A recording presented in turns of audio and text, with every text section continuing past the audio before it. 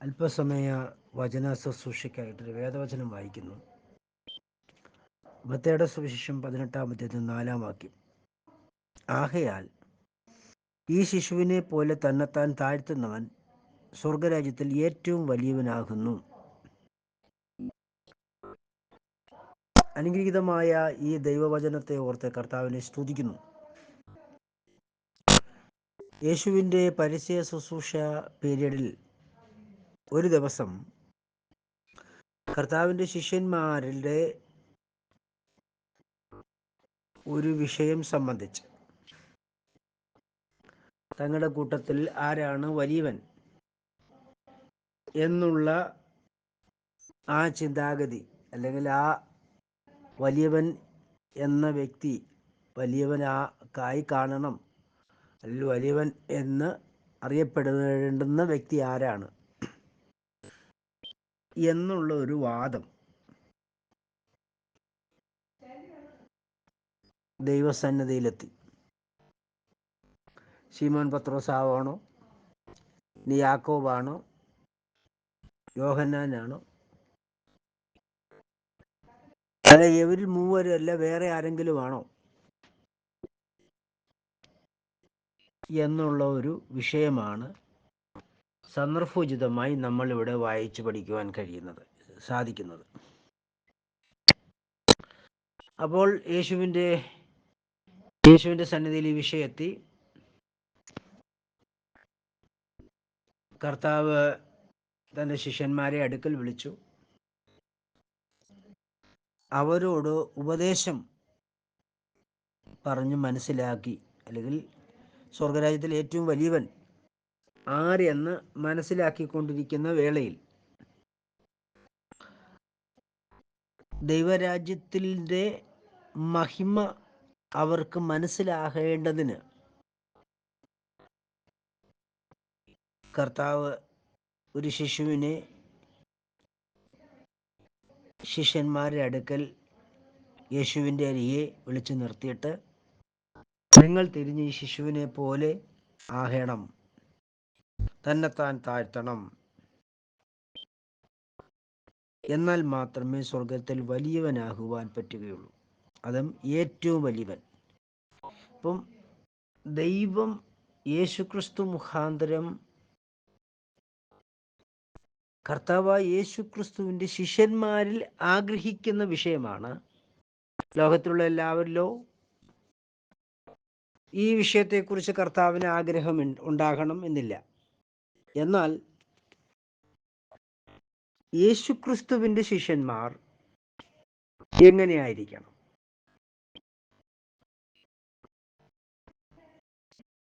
ഈ ഭൂമിയിൽ വെച്ചൊരു വ്യക്തി യേശുക്രിസ്തുവിൻ്റെ ശിഷ്യനാകുന്നത് എങ്ങനെയാണ്? ആദ്യം ശിഷ്യനാകണമല്ലോ. ഈ ഭൂമിയിലുള്ള എല്ലാ വ്യക്തികളും യേശുക്രിസ്തുവിൻ്റെ ശിഷ്യന്മാരല്ല. യേശുക്രിസ്തുവിൻ്റെ ശിഷ്യനായി തീരുക എന്ന് പറഞ്ഞാൽ അതിനൊരു യോഗ്യത സർട്ടിഫിക്കറ്റ് ഉണ്ട്, യോഗ്യതയുണ്ട്. യോഗ്യത അനുസരിച്ച് സർട്ടിഫിക്കറ്റ് ലഭിക്കണം. അത് ഈ ഭൂമിയിലെ സർട്ടിഫിക്കറ്റ് അല്ല, സ്വർഗത്തിലെ സർട്ടിഫിക്കറ്റാണ്. അതിൻ്റെ സർട്ടിഫിക്കറ്റ് കൊടുക്കുന്നത് യേശുക്രിസ്തു ആകുന്നു. ആ സർട്ടിഫിക്കറ്റ് ലഭിക്കണമെങ്കിൽ പത്രോസിൻ്റെ ഉപദേശം അനുസരിച്ചേ മതിയാവും. കർത്താവ് ഉയർത്തെഴുന്നേറ്റിട്ട് ശിഷ്യന്മാരുടെ അടുത്ത് വന്നിട്ട് ഇപ്രകാരം പറഞ്ഞു, നിങ്ങൾ ഭൂമിയിലെമ്പാടും ചുറ്റി സഞ്ചരിച്ച് സകല സൃഷ്ടിയോടും സുവിശേഷം പ്രസംഗിപ്പിൻ, വിശ്വസിക്കുകയും യേശുക്രിസ്തുവിൻ്റെ നാമത്തിൽ സ്നാനപ്പെടുകയും ചെയ്യുന്നവരെ സത്യോപദേശം പഠിപ്പിച്ചുകൊണ്ട് എൻ്റെ ശിഷ്യന്മാരാക്കിക്കൊള്ളുവിൻ. ഞാൻ ലോകാവസാനത്തോളം എല്ലാ നാളും നിങ്ങളോട് കൂടെയുണ്ട്. അപ്പോൾ ഇതര വിശ്വാസ കൂട്ടായ്മകളിൽ ഈ വചനത്തെ മനസ്സിലാക്കേണ്ടതുപോലെ മനസ്സിലാക്കിയല്ല അവർ സ്നാനപ്പെടുത്തുന്നത്. യേശുക്രിസ്തു ഉയർത്തെഴുന്നതിന് ശേഷം നിങ്ങൾ പുറപ്പെട്ട് പിതാവിൻ്റെയും പുത്രൻ്റെയും പരിശുദ്ധാത്മാവിൻ്റെയും നാമത്തിൽ സ്നാനപ്പെടുത്തുവാൻ കർത്താവ് കൽപ്പിച്ചിരിക്കുകയെ നാമത്തിൽ സ്നാനപ്പെടുത്താതെ, അതായത് പേരിൽ സ്നാനപ്പെടുത്താതെ,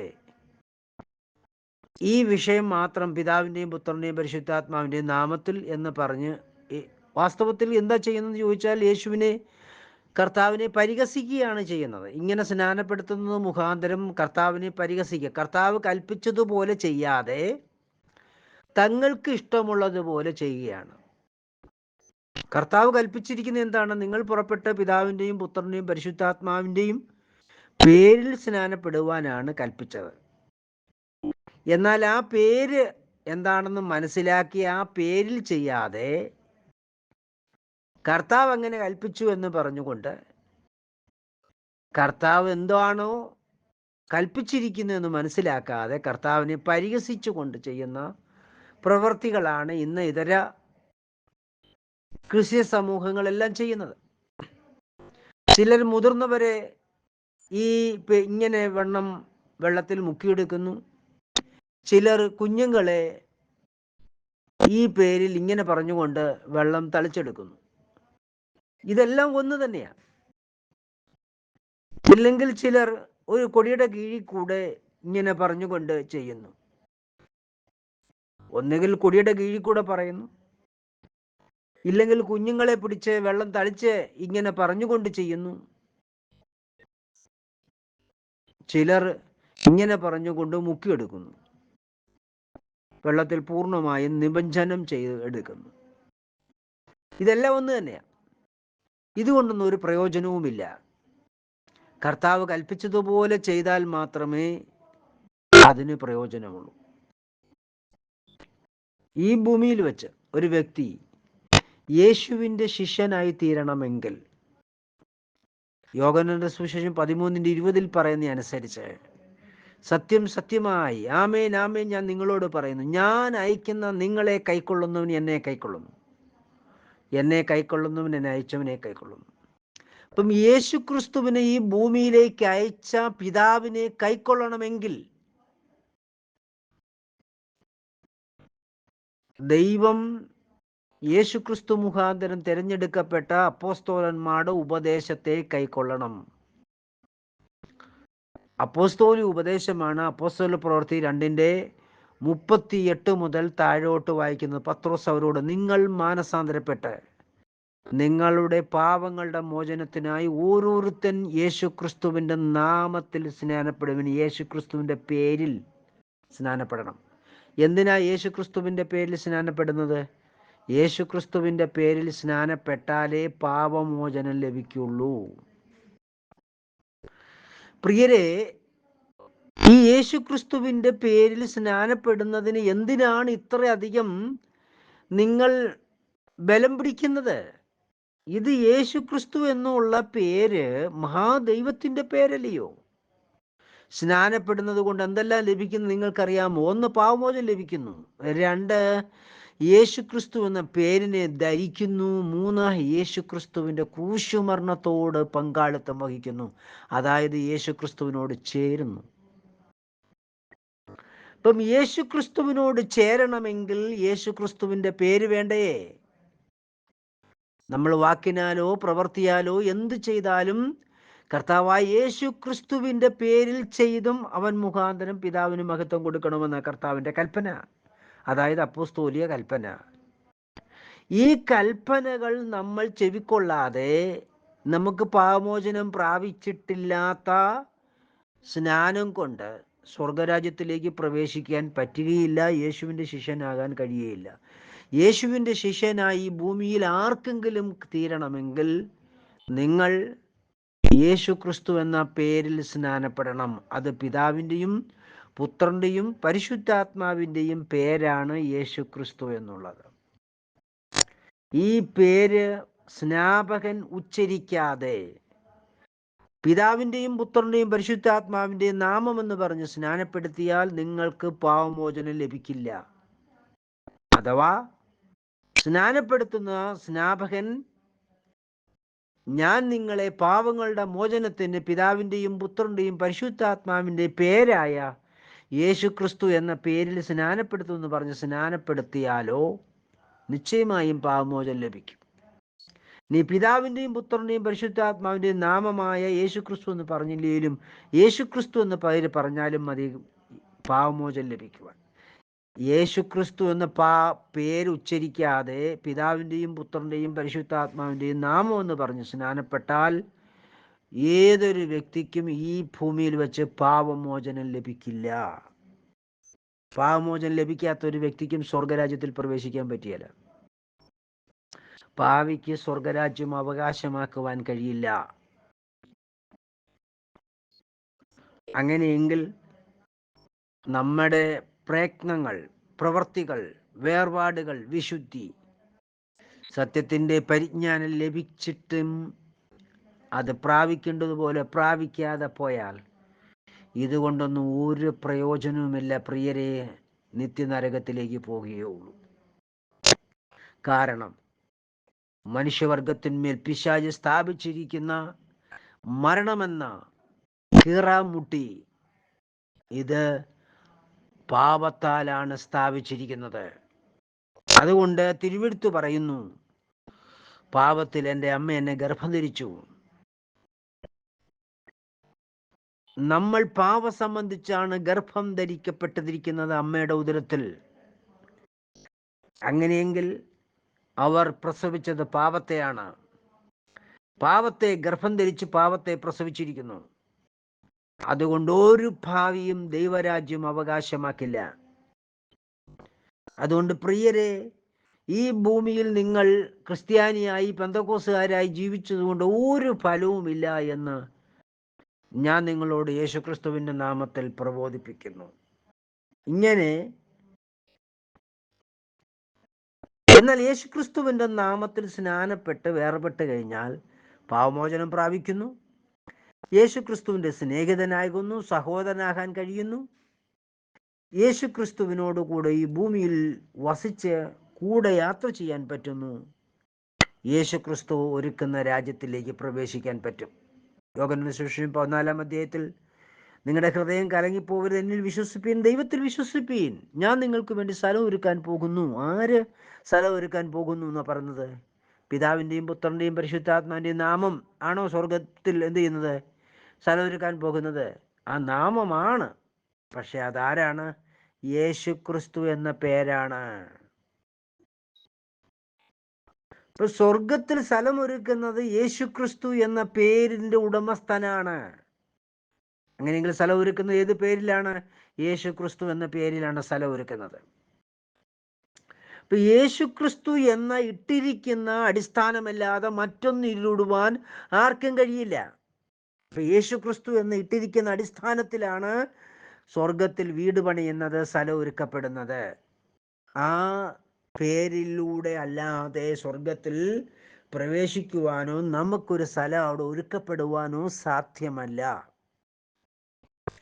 അങ്ങനെ യേശുക്രിസ്തുവിൻ്റെ നാമത്തിൽ സ്നാനപ്പെട്ടവരാണ് യേശുവിൻ്റെ ശിഷ്യൻ. ഈ ശിഷ്യനെ കുറിച്ച് അവിടെ എഴുതിയിരിക്കുന്നു 4-ാം വാക്യത്തിൽ, ആകയാൽ ഈ ശിശുവിനെ പോലെ തന്നെത്താൻ താഴ്ത്തുന്നവൻ, അവനാണ് ശിഷ്യൻ. തന്നെത്താൻ താഴ്ത്തുന്നവൻ സ്വർഗത്തിൽ ഏറ്റവും വലിയവൻ എന്ന് വിളിക്കപ്പെടും. പ്രിയരെ, സ്വർഗത്തിൽ ഏറ്റവും വലിയവൻ ആരാണ്? നിങ്ങളൊന്ന് ചിന്തിച്ചു നോക്കുവീൻ. സ്വർഗത്തിൽ ഏറ്റവും വലിയവൻ ആരാണ്? അത് ദൈവമല്ലേ? ദൈവത്തിൻ്റെ പേരാണ് യേശുക്രിസ്തു. സ്വർഗത്തിലെ ഏറ്റവും വലിയവൻ ആയിത്തീരണമെന്നാണ് ദൈവം പത്രോസ് മുഖാന്തരം സ്ഥാപിച്ചിരിക്കുന്ന അപ്പോസ്തോലിക ഉപദേശപ്രകാരം ഈ ഭൂമിയിൽ സ്നാനപ്പെട്ട് യേശുക്രിസ്തുവിൻ്റെ നാമത്തിൽ സ്നാനപ്പെട്ട് വിശുദ്ധ ജീവിതം നയിക്കുന്ന ഓരോ വിശുദ്ധനെ കുറിച്ചും ആഗ്രഹിക്കുന്നത്. യേശുക്രിസ്തുവിൻ്റെ നാമത്തിൽ സ്നാനപ്പെടാത്ത ഒരു വ്യക്തിക്കും ഈ സ്വർഗരാജ്യത്തിൽ പ്രവേശിക്കാൻ പറ്റില്ല എന്നുള്ളത് ഒരു പ്രാവശ്യം കൂടെ പറയട്ടെ. അപ്പോൾ തന്നെ യേശുക്രിസ്തുവിൻ്റെ നാമത്തിൽ സ്നാനപ്പെട്ട് വിശുദ്ധ ജീവിതം നയിക്കുന്ന വ്യക്തിയാണ് സ്വർഗത്തിൽ ഏറ്റവും വലിയവൻ. അവൻ്റെ പ്രത്യേകത എന്താണ്? അവൻ തന്നെത്താൻ താഴ്ത്തുന്നവനാണ്. എന്നെ കേൾക്കുന്ന സഹോദര സഹോദരി, യേശുവിൻ്റെ ശിഷ്യനായി തീരണമെങ്കിൽ നാം പത്രോസിന്റെ ഉപദേശം അനുസരിച്ചേ പറ്റൂ.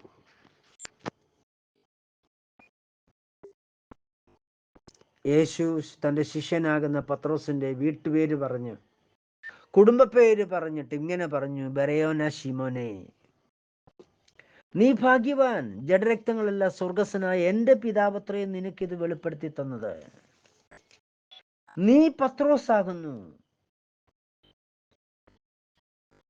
ഈ പാറമേൽ ഞാൻ എൻ്റെ സഭയെ പണിയും.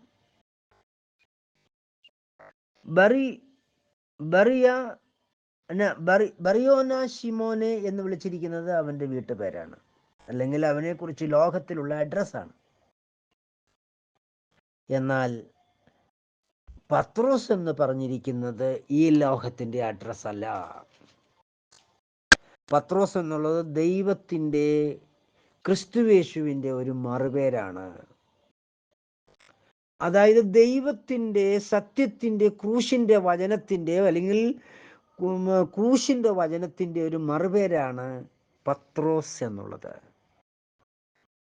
അതൊരു വ്യക്തിയുടെ പേരാണോ എന്ന് ചോദിച്ചാൽ, യേശുക്രിസ്തു അവനെ വ്യക്തിയാക്കി, വ്യക്തി എന്ന പേരിലാണ് അവനെ തിരഞ്ഞെടുത്ത് ആക്കി വെച്ചിരിക്കുന്നത് കൊണ്ട്, അവൻ ദൈവസഭയുടെ എല്ലാം സ്ഥാനാധിപതിയാകുന്നത് കൊണ്ട്, യേശുക്രിസ്തു മുഖാന്തരം സ്ഥാനാധിപതിയാകുന്നത് കൊണ്ട് അതൊരു വ്യക്തിയുടെ പേരാണെങ്കിലും, ഈ ഭൂമിയിൽ മാനസാന്തരപ്പെട്ട് യേശുക്രിസ്തുവിൻ്റെ നാമത്തിൽ സ്നാനപ്പെട്ട് വിശുദ്ധ ജീവിതം നയിക്കുന്ന വിശുദ്ധന്മാരുടെ എല്ലാവരുടെയും കൂടെ പേരാണ് പത്രോസ്.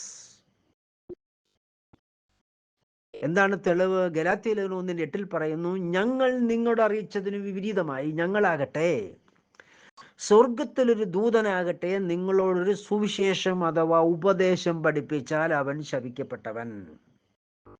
ആരാണ് ഞങ്ങൾ? ദൈവത്തിൻ്റെ ദാസനായ പൗലോസാണ് ഈ ലേഖനം എഴുതിയത്. പൗലോസിനെ ക്രിസ്തുവേശുവിലേക്ക് നടത്തിയത് അനന്യാസ്, അനന്യാസ് പത്രോസിന്റെ ശിഷ്യൻ. അർത്ഥാൽ യേശുക്രിസ്തുവിന്റെ ദാസനാകുന്ന പത്രോസ് മുഖാന്തരം പെന്തക്കോസ്ത് നാളിൽ ദൈവം സ്ഥാപിച്ചിരിക്കുന്ന ദൈവിക ഉപദേശത്തിന് വിപരീതമായി ശീമോൻ പത്രോസ് സംസാരിച്ചാലും, അനന്യാസ് സംസാരിച്ചാലും, പൗലോസ് സംസാരിച്ചാലും, വേറൊരു അപ്പോസ്തലൻ സംസാരിച്ചാലും, ഈ ഭൂമിയിൽ വേറൊരു വിശുദ്ധൻ സംസാരിച്ചാലും, സ്വർഗത്തിലൊരു ദൂതം എന്ന് പറഞ്ഞാൽ അവൻ ശപിക്കപ്പെട്ടവനാണ്. ഏത് ഉപദേശത്തിന് വിരോധമായി? നിങ്ങൾ മാനസാന്തരപ്പെട്ട് നിങ്ങളുടെ പാപങ്ങളുടെ മോചനത്തിന് ഓരോരുത്തൻ യേശുക്രിസ്തുവിന്റെ പേരിൽ സ്നാനപ്പെടുവീൻ, എന്നാൽ പരിശുദ്ധാത്മാവിന് ദാനം ലഭിക്കും എന്നുള്ള ഈ ദൈവിക ഉപദേശത്തിന് വിരോധമായി ആര് ഈ ഭൂമിയിൽ സംസാരിച്ചാലും, ഈ ഉപദേശം തെറ്റാണ്, കളവാണ് എന്ന് പറഞ്ഞാൽ, ഇത് ദുരുപദേശമാണെന്ന് പറഞ്ഞാൽ അവൻ ശപിക്കപ്പെട്ടവനാണ്. ഈ ഉപദേശത്തിന് വിരോധമായി ശീമോൻ പത്രോസ് പറഞ്ഞാലും ശപിക്കപ്പെട്ടവനാണെങ്കിൽ, യേശുക്രിസ്തുവിൻ്റെ നാമത്തിലുള്ള സ്നാനം ദുരുപദേശമാണെന്ന് പഠിപ്പിക്കുന്ന വ്യക്തി, ഈ പറയുന്ന വ്യക്തി താങ്കൾ ശപിക്കപ്പെട്ടവനാണ് എന്ന് വിശുദ്ധ തിരുവെഴുത്ത് പഠിപ്പിക്കുന്നു. കർത്താവ് മധ്യാകാശത്ത് വന്നിട്ട് ഇവിടെ കയറി വരുവീൻ എന്ന് വിളിക്കുമ്പോൾ ഈ ശപിക്കപ്പെട്ടവരെല്ലാം കൂടെ രൂപാന്തരം പ്രാപിച്ച് സ്വർഗലോകത്തിലേക്ക് എടുക്കപ്പെടുമെന്ന് നിങ്ങൾക്ക് ചിന്തിക്കാൻ കഴിയുമോ? യേശുക്രിസ്തുവിൻ്റെ പേര് പറഞ്ഞ് സ്നാനപ്പെടുത്തണം സ്നാപകൻ. ഈ ദൈവിക ഉപദേശത്തിന് വിരോധമായോ, ഈ ഉപദേശത്തെ മറിച്ച് കളയുകയോ, ഈ ഉപദേശം തെറ്റാണെന്ന് പഠിപ്പിക്കുകയോ, ഈ ഉപദേശം ശരിയല്ല എന്ന് പ്രബോധിപ്പിക്കുകയോ, മറ്റുള്ളവരെ അങ്ങനെ പറഞ്ഞ് മറിച്ച് കളയോ ചെയ്യുന്നവൻ ശപിക്കപ്പെട്ടവനാണ്. അവന് ദൈവരാജ്യത്തിൽ പ്രവേശിക്കാൻ പറ്റിയല്ല.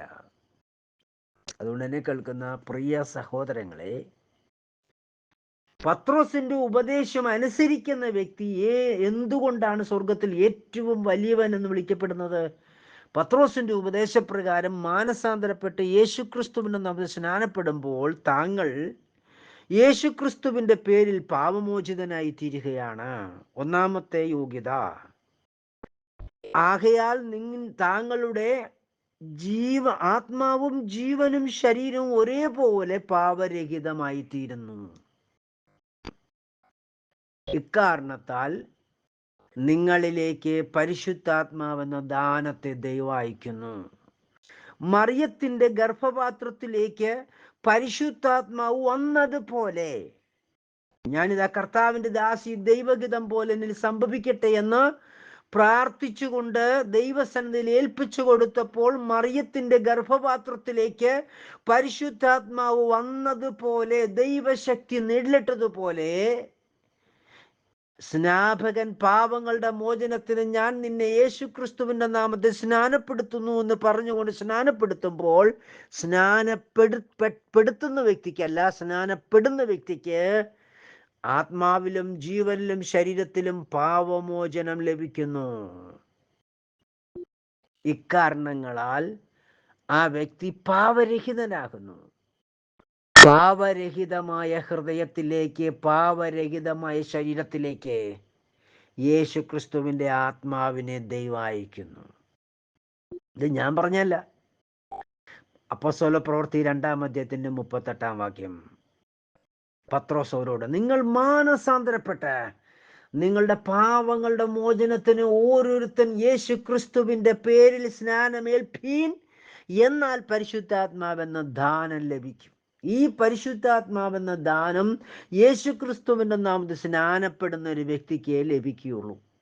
അങ്ങനെ പാപമോചനം പ്രാപിക്കപ്പെട്ട വ്യക്തിയിലേക്ക് പരിശുദ്ധാത്മാവെന്ന ദാനം അയക്കപ്പെടുകയുള്ളൂ. പരിശുദ്ധാത്മാവെന്ന ദാനം അയക്കപ്പെട്ടാൽ മാത്രമേ സഹോദര, സഹോദരി, പ്രിയപ്പെട്ടവനെ, പ്രിയപ്പെട്ടവളെ, നിന്റെ ഹൃദയത്തിൽ ദൈവം വീണ്ടും ജനിക്കുള്ളൂ. ആരാണ് വീണ്ടും ജനിക്കുന്നത്? വചനമാണ് വീണ്ടും ജനിക്കുന്നത്. ദൈവത്തിന്റെ ആത്മാവാണ് വീണ്ടും ജനിക്കുന്നത്. ഈ ഭൂമിയിൽ മനുഷ്യ ഹൃദയത്തിൽ വീണ്ടും ജനനം നടക്കണമെങ്കിൽ എന്ത് സംഭവിക്കണം? പരിശുദ്ധാത്മാവ് ഹൃദയത്തിലേക്ക് വരണം. പരിശുദ്ധാത്മാവ് ഹൃദയത്തിലേക്ക് ദൈവത്താൽ ഐക്യപ്പെട്ടിട്ട് പരിശുദ്ധാത്മാവ് വന്നാൽ മാത്രമേ നിന്റെ സഹോദര, നിന്റെ താങ്കളുടെ ഹൃദയത്തിൽ വീണ്ടും ജനനം നടക്കുള്ളൂ. അതായത് താങ്കൾ വീണ്ടും ജനിക്കുകയുള്ളൂ. അങ്ങനെയെങ്കിൽ ജനിക്കുന്നത് ആരാണ്? താങ്കളുടെ ഹൃദയത്തിൽ പരിശുദ്ധാത്മാവാണ് ജനിക്കുന്നത്. വചനമാണ് ജഡമായി തീരുന്നത്. കെടുന്ന ബീജത്താലല്ല, കെടാത്തതും നിലനിൽക്കുന്നതുമായ സത്യത്തിന്റെ ക്രൂശിന്റെ വചനമാണ് നിങ്ങളുടെ ഹൃദയത്തിൽ വീണ്ടും ജനിക്കുന്നത്. ഈ ക്രൂശിന്റെ വചനം നിങ്ങളുടെ ഹൃദയത്തിൽ വീണ്ടും ജനിക്കണമെങ്കിൽ ഈ ക്രൂശിന്റെ വചനം ആരാകുന്നു? യേശുക്രിസ്തു ആകുന്നു. ആകയാൽ പരിശുദ്ധാത്മാവിന്റെ പേരെന്താണ്? യേശുക്രിസ്തു. യോഹന്നാന്റെ സുവിശേഷം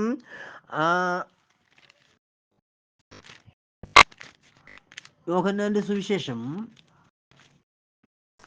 6-ാം അധ്യായം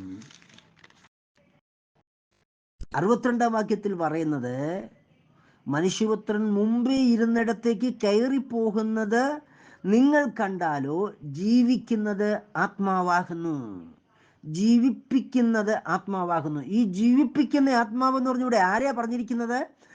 യേശുക്രിസ്തു ഉയർത്തെഴുന്നേറ്റ് സ്വർഗാരോഹണം ചെയ്യുന്നത് ആരെങ്കിലും കണ്ടാൽ, അപ്പോസ്തലന്മാർ കണ്ടേ, അവൻ സ്വർഗാരോഹണം ചെയ്യുന്നത് അപ്പോസ്തലന്മാർ കണ്ടു. അങ്ങനെയെങ്കിൽ ആ കണ്ടത് ആരെയാകുന്നു? പരിശുദ്ധാത്മാവിനെയാണെന്നാ പറഞ്ഞിരിക്കുന്നത്. ജീവിപ്പിക്കുന്ന ആത്മാവ് അഥവാ പരിശുദ്ധാത്മാവ്. അപ്പൊ യേശുക്രിസ്തു സ്വർഗാരോഹണം ചെയ്തത് ആരെങ്കിലും കണ്ടിട്ടുണ്ടെങ്കിൽ ആ കാണുന്നത് ആരെയാകുന്നു? പരിശുദ്ധാത്മാവിനെ. ഈ പരിശുദ്ധാത്മാവിനെയാണ് ഹൃദയത്തിലേക്ക് അയക്കുന്ന. ആരുടെ ഹൃദയത്തിൽ? സ്നാപകൻ പാപങ്ങളുടെ മോചനത്തിന് ഞാൻ നിന്നെ യേശുക്രിസ്തുവിന്റെ നാമത്തിൽ സ്നാനപ്പെടുത്തുന്നു എന്ന് പറഞ്ഞുകൊണ്ട് സ്നാനപ്പെടുത്തുമ്പോൾ, സ്നാനപ്പെട്ട് അവൻ വെള്ളത്താൽ പൂർണ്ണമായി നിബഞ്ജനം ചെയ്ത് എന്നിട്ട് വെള്ളത്തിൽ നിന്ന് പൊങ്ങി വരുന്ന ശരീരത്തിലേക്ക് ദൈവം എന്തയക്കുന്നു? പരിശുദ്ധാത്മാവെന്ന ദാനത്തെ അയക്കുന്നു. അഥവാ യേശുക്രിസ്തു എന്ന പരിശുദ്ധാത്മാവിനെ അയക്കുന്നു. അപ്പോഴാ ഹൃദയത്തിൽ എന്ത് നടക്കുന്നു? വീണ്ടും ജനനം നടക്കുന്നു. അങ്ങനെയെങ്കിൽ വീണ്ടും ജനനം നടക്കണം. എന്തു വേണം?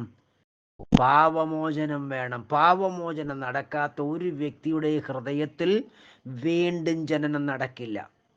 അപ്പോൾ പിതാവിൻ്റെയും പുത്രൻ്റെയും പരിശുദ്ധാത്മാവിൻ്റെയും നാമമെന്ന് പറഞ്ഞ് സ്നാനപ്പെട്ട ഒരു വ്യക്തിയുടെ ഹൃദയത്തിൽ പരിശുദ്ധാത്മാവിന് ദൈവം അയച്ചിട്ടുമില്ല, വീണ്ടും ജനനം നടന്നിട്ടുമില്ല. വീണ്ടും ജനനം പ്രാപിക്കാതെ സ്വർഗത്തിൽ പോകുമോ? യോഹന്ന സുവിശേഷം 3-ാം അധ്യായത്തിന്റെ 3-5 വാക്യം.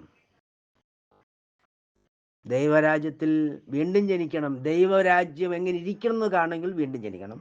അതിൽ കടക്കണമെങ്കിൽ അതിനനുസരിച്ചുള്ള നിയമങ്ങളുണ്ട്. അപ്പോൾ എന്നെ കേൾക്കുന്ന പ്രിയ സഹോദര, നീ ശ്രദ്ധിച്ചാട്ടെ. ആകയാൽ ഈ ശിശുവിനെ പോലെ തന്നെത്താൻ താഴ്ത്തുന്ന സ്വർഗത്തിൽ ഏറ്റവും വലിയവൻ എന്ന് വിളിക്കപ്പെടും. ഇവിടെ നമ്മുടെ വിഷയം എന്താണ്? ഏറ്റവും വലിയവൻ. ഈ ഏറ്റവും വലിയവൻ ആരാണ്? യേശുക്രിസ്തു മാത്രമാണ്. സ്വർഗത്തിലും ഭൂമിയിലും സർവനാമത്തിലും മേലായ നാമവും ഏറ്റവും അധികാരിയും ഏറ്റവും വലിയ അധികാരിയും സർവാധികാരവും നൽകപ്പെട്ടിരിക്കുന്ന യേശുക്രിസ്തു എന്ന പേരിനാണ്. യേശുക്രിസ്തു എന്ന പേര് സമയം യേശുക്രിസ്തു എന്ന വ്യക്തിക്ക്.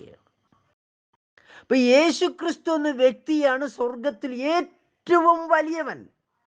ഈ ഏറ്റവും വലിയവനായി യേശുക്രിസ്തു ഏതൊരു ഹൃദയത്തിൽ ജനിക്കുന്നുവോ ആ ജനിക്കപ്പെടുന്ന ഹൃദയത്തിന്റെ ഉടമസ്ഥനാണ് ഈ തന്നെത്താൻ താഴ്ത്തുന്നവൻ, യേശുവിന്റെ ശിഷ്യൻ. ഈ ശിഷ്യനാണ് സ്വർഗത്തിൽ ഏറ്റവും വലിയവൻ. സ്വർഗത്തിൽ ഏറ്റവും വലിയവനാകണമെങ്കിൽ, കർത്താവ് അങ്ങനെ ആക്കാൻ ഒരുവനെക്കുറിച്ച് ആഗ്രഹിക്കുന്നെങ്കിൽ ആ വ്യക്തി ആരാകണം? ആ വ്യക്തി ആരംഭത്തിൽ പാപമോചനം പ്രാപിക്കണം. പാപമോചനത്തിലൂടെ യേശുക്രിസ്തു ആ വ്യക്തിയിൽ ജനിക്കപ്പെടണം. യേശുക്രിസ്തു ആ വ്യക്തിയിൽ ജനിച്ചത് കൊണ്ട് മാത്രം പോരാ, പിന്നെയോ ആ വ്യക്തി താഴ്മയുള്ളവനായി, എളിമത്വമുള്ളവനായി, വിനയമുള്ളവനായി വിശുദ്ധ ജീവിതം നയിക്കണം. അങ്ങനെ തന്നെത്താൻ താഴ്ത്തി എളിമത്വം ധരിച്ച് വിശുദ്ധ ജീവിതം നയിക്കുന്നവൻ സ്വർഗത്തിൽ ഏറ്റവും വലിയവൻ. എന്നെ കേൾക്കുന്ന സഹോദര സഹോദരി, യേശുവിൻ്റെ രാജ്യത്തിലേക്ക് പോകുവാനുള്ള വഴിയെടുക്കവും ഞെരുക്കവും അത്രേ. അത് കണ്ടെത്തുന്നവർ ചുരുക്കമത്രേ. പലരും ശ്രമിക്കും. ഹല്ലേലൂയ. പലരും ശ്രമിക്കും. പക്ഷേ കർത്താവായ യേശുവിന് വേണ്ടി എല്ലാം വിട്ടിറങ്ങി സ്ഥാനവും മാനവും പേരും പ്രശസ്തിയും സ്റ്റേജുകളും മനുഷ്യനാൽ ലഭിക്കുന്ന സകല മഹിമയും വിട്ടെറിഞ്ഞു യേശുക്രിസ്തുവിനെ സേവിക്കുക എന്ന് പറഞ്ഞാൽ വളരെ വില കൊടുക്കേണ്ട കാര്യമാണ്. യേശുവിൻ്റെ കാലത്തുള്ള പ്രമാണിമാർ സത്യത്തിൻ്റെ പരിജ്ഞാനം അവരെ ഹൃദയകാഠിന്യം കൊണ്ട് അടയപ്പെട്ടതാണ്. കർത്താവരോട് അവരെ സംബന്ധിച്ച് പറയുന്നത് എന്താണ്? അവർ ദൈവത്തെക്കാൾ അധികം മനുഷ്യനാൽ ലഭിക്കുന്ന മാനത്തെ അധികം ശ്രദ്ധിച്ചു. ഇന്നും അങ്ങനെയാണ് ഞാൻ കാണുന്നത്. യേശുക്രിസ്തുവിൽ നിങ്ങളുടെ എളിയ സഹോദരനായ എൻ്റെ അനുഭവവും അതാണ് ഞാൻ പറയുന്നത്. യേശുക്രിസ്തുവിൻ്റെ നാമത്തിൽ നാമം ധരിച്ചുകൊണ്ട് വിശുദ്ധ ജീവൻ നയിപ്പാൻ പലർക്കും കഴിയാതിരിക്കുന്നതിൻ്റെ പ്രധാന കാരണം അവർ ദൈവത്തെക്കാൾ അധികം ലോകത്തെ സ്നേഹിക്കുന്നവയാണ്. ദൈവത്തിൻ്റെ യേശുക്രിസ്തുവിൻ്റെ പേരെടുത്തുകൊണ്ട് ശുശ്രൂഷിച്ച് പരസ്യമായി ജീവിക്കുവാൻ അവർ ലജ്ജിക്കുന്നു. അങ്ങനെ ആയാൽ അവർക്ക് സ്റ്റേജുകൾ നഷ്ടപ്പെടുവില്ലേ? അവരുടെ വരുമാനം പോകില്ലേ? ഇന്നവർ ലോകത്തിൽ പ്രശസ്തരാണ്. അതങ്ങനെ ആയിക്കഴിഞ്ഞാൽ ലോകത്തിൽ ഒരു പ്രശസ്തി കിട്ടുമോ? ഇന്നവർ വിശുദ്ധന്മാരെന്ന പേര് വിളിക്കുന്നവരുടെ സ്റ്റേജിൽ പ്രഥമ സ്ഥാനം അലങ്കരിക്കുന്നവരാണ്. യേശുക്രിസ്തുവിൻ്റെ പേരിന് വേണ്ടി നിലകൊണ്ടാൽ ആ പ്രഥമ സ്ഥാനം പോകും, മാനം പോകും, പേര് പോകും, സ്റ്റേജുകൾ നഷ്ടപ്പെടും, പണമില്ലാതാകും. യേശുക്രിസ്തുവിന് വേണ്ടി ജീവിച്ചാൽ എല്ലാ കാലത്തും യേശുക്രിസ്തുവിൻ്റെ വഴി ഇടുക്കവും ഞെരുക്കവുമുള്ളതാണ്. അത് കണ്ടെത്തുന്നവർ ചുരുക്കമത്രേ. ഇനി ചുരുക്കത്തിലുള്ള വ്യക്തിയാണെങ്കിലോ ശിശുവിനെ പോലെ തന്നെത്താൻ താഴ്ത്താൻ പറ്റണം. യേശുക്രിസ്തുവിന്റെ നാമത്തിൽ സ്നാനപ്പെട്ടു, നല്ല കാര്യം. പക്ഷെ വേർപാടും വിശുദ്ധി ആചരിക്കണം. യേശുവിന്റെ ശിഷ്യന്മാരിൽ വലിയൊരു പ്രശ്നമായിരുന്നു, ആരാണ് ഞങ്ങളെക്കാൾ ശ്രേഷ്ഠൻ, വലിയവൻ? ഹല്ലേലൂയ. കർത്താവ് പറഞ്ഞു, നിങ്ങൾ ഏറ്റവും വലിയവനാകണമെങ്കിൽ നിങ്ങൾ നിങ്ങളുടെ സഹോദരന് ശുശ്രൂഷകനാകണം, ദാസനാകണം. ദാസനായി തീരുക എന്ന് പറഞ്ഞ വാക്കിന്റെ അർത്ഥം എന്താണെന്നറിയാമോ? ഞാൻ മനസ്സിലാക്കുന്നത്, ഞാൻ ആർക്കെങ്കിലും ദാസനായാൽ, ആരുടെ മുമ്പിലാണോ ഞാൻ ദാസനായി തീരുന്നത് ദൈവഹിത പ്രകാരം, ആ വ്യക്തിക്ക് എൻ്റെ മേൽ അധികാരമുണ്ടെന്നാണ്. ആ വ്യക്തിക്ക് എന്നെ ആക്ഷേപിക്കാം, ആ വ്യക്തിക്ക് എന്നെ അപമാനിക്കാം, ആ വ്യക്തിക്ക് എന്നെക്കുറിച്ച് സകല ചതവും കളവായി പറയാം. കാരണം ഞാൻ ദാസനും അദ്ദേഹം യജമാനനുമാണ്. അങ്ങനെയുള്ള യജമാനന്റെ മുമ്പിൽ ഞാൻ ശിശുവായി തീരുകയാണ്. എന്തിനു വേണ്ടി ശിശുവായി തീരും? തിന്മ ചെയ്യുന്നതിന് ശിശുവാകണം, നന്മ ചെയ്യുന്നവന് മുതിർന്നവനാകണം.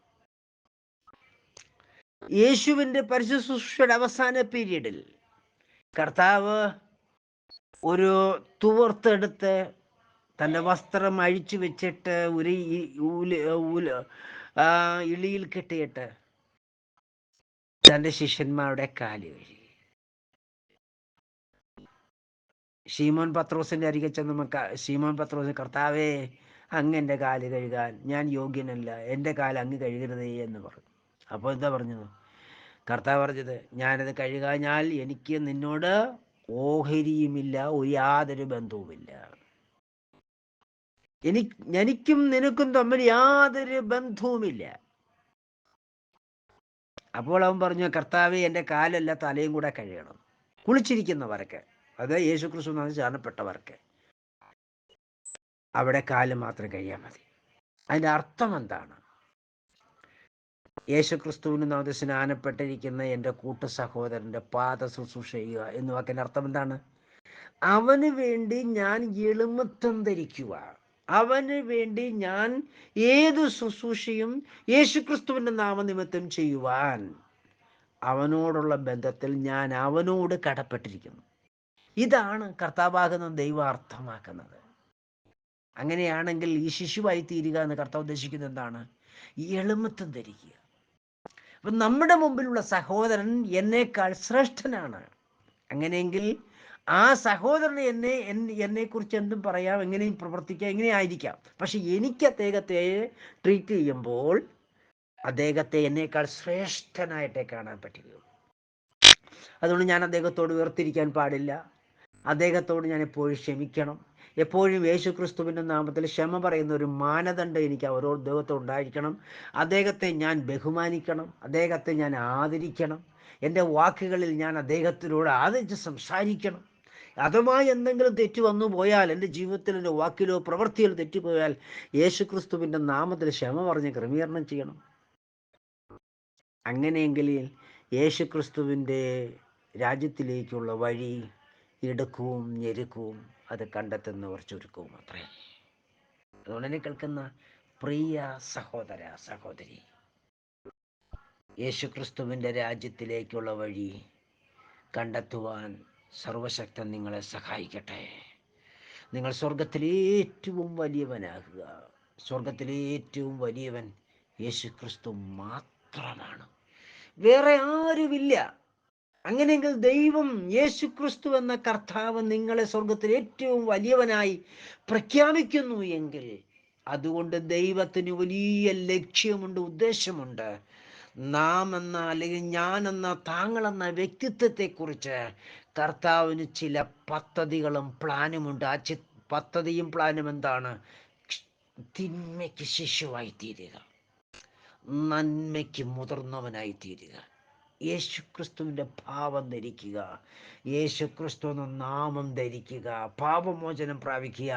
യേശുക്രിസ്തു നിന്നിലും എൻ്റെ ഹൃദയത്തിൽ ജനിക്കുമ്പോൾ ജനിച്ച ആ അനുഭവത്തിൻ്റെ മഹിമ ഞാൻ എന്നിലൂടെ യേശുക്രിസ്തുവിൽ കണ്ടുകൊണ്ട് കർത്താവാകുന്ന ദൈവം എന്നിൽ മഹത്വപ്പെടേണ്ടതിന് ഞാൻ യേശുവിന് വേണ്ടി എങ്ങനെയും എന്തുമായി തീരുക. എളിമപ്പെടണം, ദരിദ്രനാകണം, മറ്റുള്ളവർക്ക് ശുശ്രൂഷ ചെയ്യണം, പാദ ശുശ്രൂഷണം. അവൻ മറ്റാർക്കും എന്നോട് ക്ഷമ പറയണ്ടെങ്കിൽ എനിക്ക് ക്ഷമ പറയണം യേശുക്രിസ്തുവിൻ്റെ നാമത്തിൽ. മറ്റാർക്കും എന്നോട് ക്ഷമ പറയേണ്ട ആവശ്യമില്ല, പക്ഷെ എനിക്ക് ക്ഷമ പറയണം. കാരണം എന്താണ്? എനിക്കാണ് സ്വർഗത്തിൽ വലിയവനാകേണ്ടത്. എന്നിൽ ജനിച്ചിരിക്കുന്ന യേശുക്രിസ്തുവിൻ്റെ ബീജത്തിനാണ് സ്വർഗത്തിൽ വലിയവനാകേണ്ടത്. അങ്ങനെയാണെങ്കിൽ ഞാൻ എന്ത് ചെയ്യണം? മറ്റുള്ളവനെ നോക്കാതെ, മറ്റുള്ളവർ എന്നോട് എങ്ങനെ ഇടപെടുന്നു എന്ന് ഞാൻ നോക്കാതെ യേശുക്രിസ്തുവിന് വേണ്ടി വിധേയനാകുക. പ്രിയരെ, സർവശക്തൻ ഈ വചനങ്ങളെ നിങ്ങളെ അനുഗ്രഹിക്കട്ടെ. സമയം തീർന്നു പോകുന്നല്ലോ.